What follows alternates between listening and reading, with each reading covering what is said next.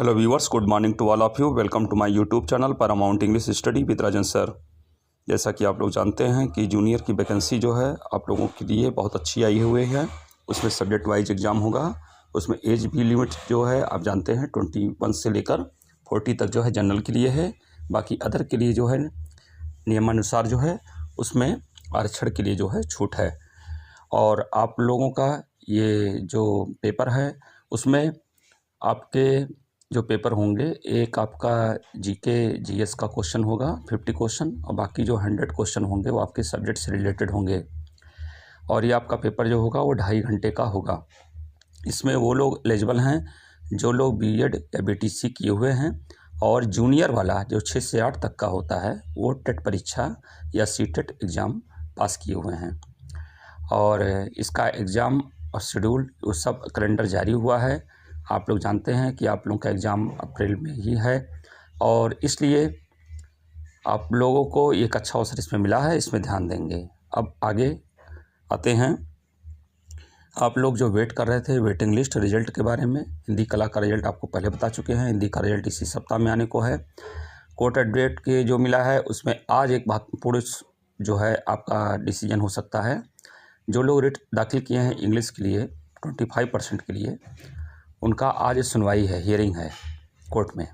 शायद आप लोगों को मालूम हो, नहीं मालूम है तो जान लीजिए कि आज वो हियरिंग है, और उसमें ये डिसीजन आना है कि 25% जो है वेटिंग दी जाए जो लोग रेट इसमें दाखिल किए हैं, और उसमें आज डिसीजन आ सकता है। तो 25% अगर आता है तो निश्चित रूप से आप उसके अकॉर्डिंग जितने लोग आएंगे, अगर आर्डर हो गया तो उसमें लोगों को चांस मिल जाएगा। वैसे मेरा अपील हमेशा शुरू से यही रहा है कि जितनी भी सीट वैकेंट हो रही है उन सबको भरा जाए, क्योंकि ये पूरी तरह से लॉजिकल है।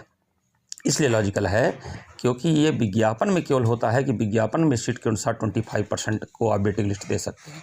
लेकिन अगर सीट आपकी ऑलरेडी वैकेंट हो रही है, वो भी आपको सूचना देने के बाद, सूचना कई बार दिया गया, अभ्यर्थन को निरस्त करने की अपील की गई और बार बार आग्रह किया गया कि उसको हटा करके तब मेरिट को निकाला जाए, रिजल्ट को निकाला जाए, जिससे जितने भी अभ्यर्थी हैं जो इंटरव्यू दिए हैं, जो एलिजिबल हैं, जो इंटरव्यू दिए हैं, उन्हीं को जो है ज्वाइनिंग सबको मिल जाए, सीट वैकेंट ना रह जाए।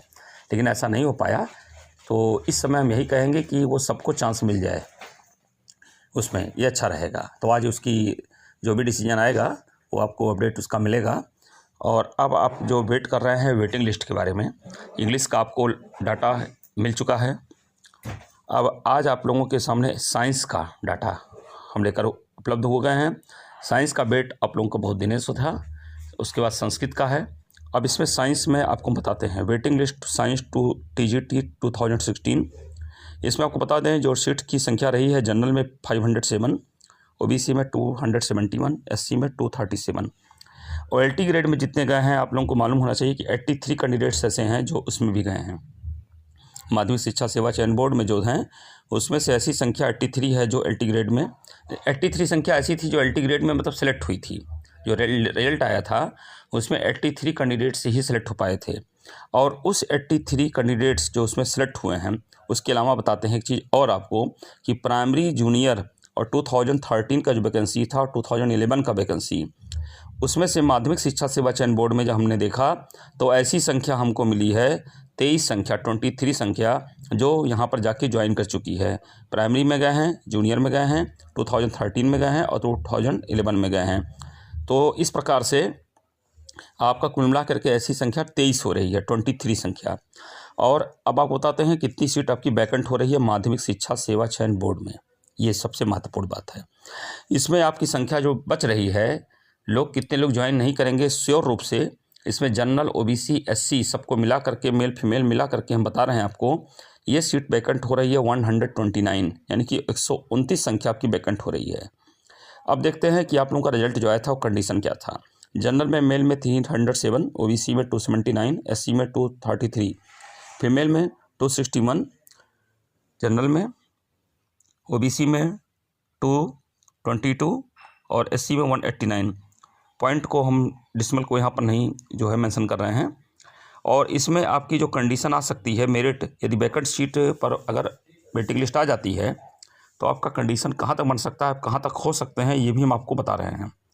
जनरल में देखिए, इसमें 304.6172 तक हो जाएंगे यदि वेटिंग लिस्ट आ गई इतने की। 129 सीट अगर भर दिया जाए 129 में से 129 में जो है इसमें से अकेले केवल 43 सीट जो है वो 47 सीट जो है वो जनरल की है।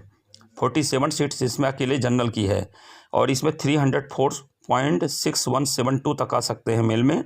ओबीसी में 279.813 तक आ सकते हैं ओबीसी मेल में, और एससी में 231.172 तक आ सकते हैं मेल में, और फीमेल में वहीं पर जनरल में आ सकते हैं 258.1836 तक आ सकते हैं फीमेल में, और ओबीसी में ये आ सकते हैं 220.0173 और एससी में आ सकते हैं 187.3187। ये आपका कंडीशन बन सकता है यदि आपकी वेटिंग लिस्ट आ जाए तो। ये आपके लिए बहुत ही महत्वपूर्ण सूचना है। इसमें 129 सीट्स कंफर्म हो गया है कि ये सीट वैकेंट हो गई है आपकी, ये 30 सीट आपकी खाली है, और 47 इसमें जो है वो भी श्योर हो गए हैं कि ये जनरल के हैं, ये ध्यान रहेगा आपको। तो इसमें तरह से आपका जो पूरा ओवरऑल डाटा है वो आपको साइंस का इस समय मिल चुका है। अब इसमें मेल फीमेल को अगर अलग करने की बात होती है कि कितनी सीट मेल को जाएगी कितनी सीट फीमेल को जाएगी, इसके लिए थोड़ा सा और टाइम लगेगा, तो आपका हम साइंस का सेकंड डाटा भी उपलब्ध करा देंगे। थोड़ा सा उसके लिए टाइम लगेगा।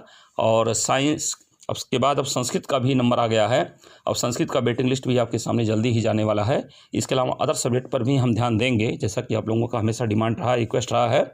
तो हम देखेंगे हमारे पास जो भी डाटा अवेलेबल है अभी तक, उसमें हमको डाटा बहुत अवेलेबल अभी करना भी पड़ेगा और तभी उस पर हम कुछ कर पाएंगे।